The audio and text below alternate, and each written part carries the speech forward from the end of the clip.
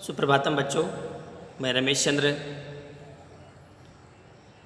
Online classes में आपका स्वागत है। बच्चों, आज मैं आपको कक्षा 12वीं की जो उसकी पूरक पुस्तक है जिसका नाम है वितान। क्या नाम है बच्चों? वितान। उसका दूसरा पाठ है जूझ। क्या नाम है? जूझ। जूझ को अगर हम इंग्लिश में कोई वर्ड दें तो उसको कह सकते हैं स्ट्रगल। एक कहावत है कि स्ट्रगल इज़ द लाइफ, संघर्ष ही जीवन है। अगर किसी व्यक्ति के जीवन में संघर्ष नहीं है तो उसकी जो जीने का आनंद है वो नहीं मिलेगा। जो जीवन का जीने का जो असली आनंद है वो संघर्ष में है। जब कोई व्यक्ति संघर्ष करके किसी वस्तु को प्राप्त करता है या किसी सुख को प्राप्त करता है तो उसका कुछ आनंद ही अलग प्रकार का होता है। तो बच्चों, आप अपने जीवन में संघर्ष करिए। स्ट्रगल इज़ द लाइफ, संघर्ष ही जीवन है। छोटी मोटी परेशानियां जो आती रहती हैं उससे हम घबरा करके हार मान लेते हैं और बैठ जाते हैं। तो इस पाठ में आपको सीखने को मिलेगा कि एक बच्चा कि पढ़ने के लिए कितना रिलेक्टेंट है, कितना इच्छुक है, कितना उत्साहित है। और आप हैं कि पेरेंट्स आपको सारी सुविधाएं उपलब्ध करा रहे हैं, सारी सुख सुविधाएं उपलब्ध करा रहे हैं, हर प्रकार के आपको साधन दे रहे हैं पढ़ने के लिए, फिर भी आप मन लगा करके नहीं पढ़ते हैं। तो ये आपका एक दुर्भाग्य ही कहा जाएगा कि सब कुछ साधन उपलब्ध होते हुए भी आप विद्याध्ययन नहीं कर पा रहे हैं। और जब विद्याध्ययन करेंगे तभी आप जीवन में आगे बढ़ पाएंगे।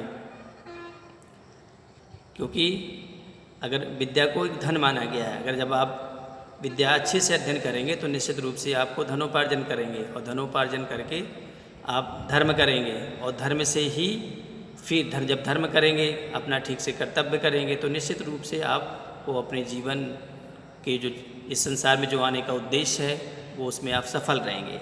तो ये बच्चों पाठ है जूझ और ये लिखा है आनंद यादव ने। किसने लिखा है? आनंद यादव ने।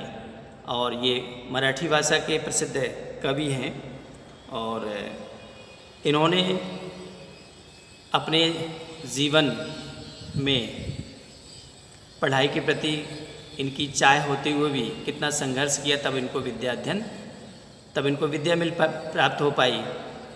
और बचपन में बच्चों इनको आनंदा कहते थे। क्या कहते थे? आनंदा। तो आनंदा पढ़ना चाहता था, लेकिन कभी कभी ये होता कि प्रतिकूल परिस्थितियाँ हो जाती हैं। किसी के पिताजी साधन जुटाते हैं पढ़ाई के लिए, लेकिन बच्चा नहीं पढ़ना चाहता। कभी कभी ऐसा होता है कि बच्चा पढ़ाई के लिए बहुत लालायत है, बहुत उत्सुक है और उसके परिवार की जो सर्कमस्टेंसेस होती हैं, परिवार की जो परिस्थितियाँ होती हैं वो अनुकूल नहीं होती हैं।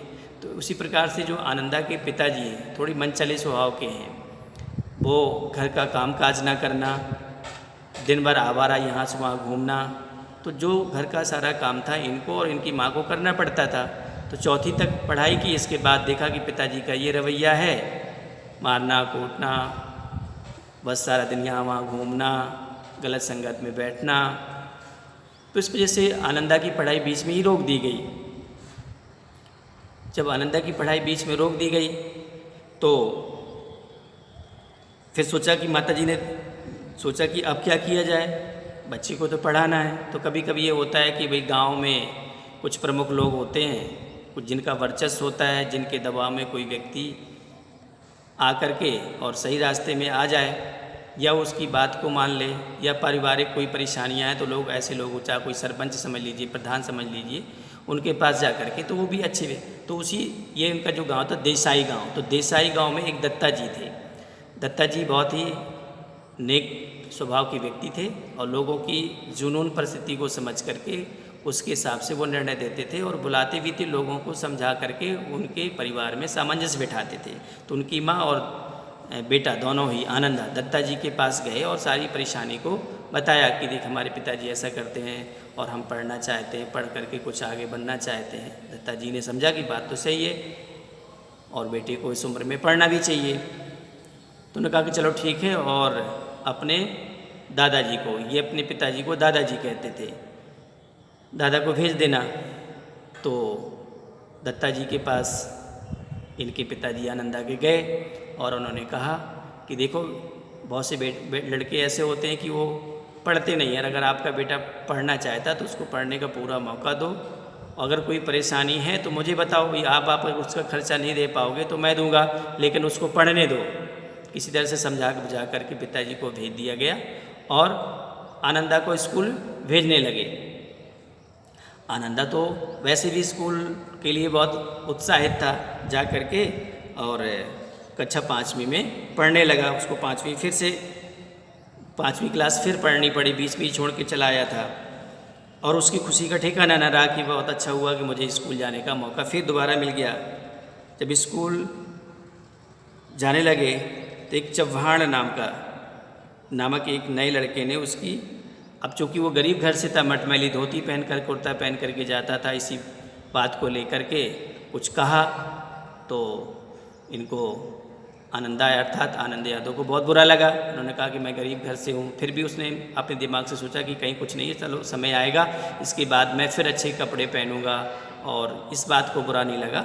फिर कभी कभी ये होते हैं जो अच्छे दोस्त मिल जाते हैं। फिर इसके बाद उसको वसंत पाटिल नाम का एक होशियार लड़का मिला, उसका मित्र बन गया, उसके सुख दुख में वो साथ देने लगा। जैसे वो पढ़ता था, अपनी पुस्तकों को ठीक से संभाल कर रखना, ठीक से याद करना, इस प्रकार से वो क्रियाकलाप करने लगा। तो अपनी पुस्तकों में, जैसा हम आप लोग से कहते हैं कि अपनी पुस्तकों को ठीक से रखिए, बस्ते को ठीक से सजा के रखिए, बस्ते को साफ़ करके रखिए, तो इससे एक अच्छे विद्यार्थी की पहचान हो जाती है कि हमारा ये अच्छा विद्यार्थी है और अपने काम को व्यवस्थित करता है। अब उस समय अच्छे कवर चढ़ाने के लिए नहीं मिल पाते तो अखबारी कागज़ से ही अपनी पुस्तकों को ठीक से ढक लेना, बस्ते को संभाल कर रखना, सुंदर लेख में लिखना, इस प्रकार से उसके जीवन में व्यवस्थितता आ गई। तो अध्यापक भी उनसे प्रसन्न रहने लगे। तो इस प्रकार से अब उनको स्कूल जाने में खूब आनंद आने लगा और पुस्तकें पढ़ने लगा। इस प्रकार से अपने प्रयास से एक बार दोबारा उनको स्कूल जाने का मौका मिला। तो आज की वीडियो बच्चों आनंदा अर्थात आनंद यादव के बारे में, इस पढ़ाई के लिए संघर्षरत है, आज इतना हम आपको वीडियो में पढ़ा रहे हैं, बता रहे हैं आपको, शेष कल बताएंगे। और मैं ये चाहूँगा कि आप वीडियो सुनने से पहले, कल का वीडियो सुनने से पहले एक बार आप पूरी पुस्तक को ठीक से पढ़ लीजिएगा। तब तक के लिए बहुत बहुत धन्यवाद।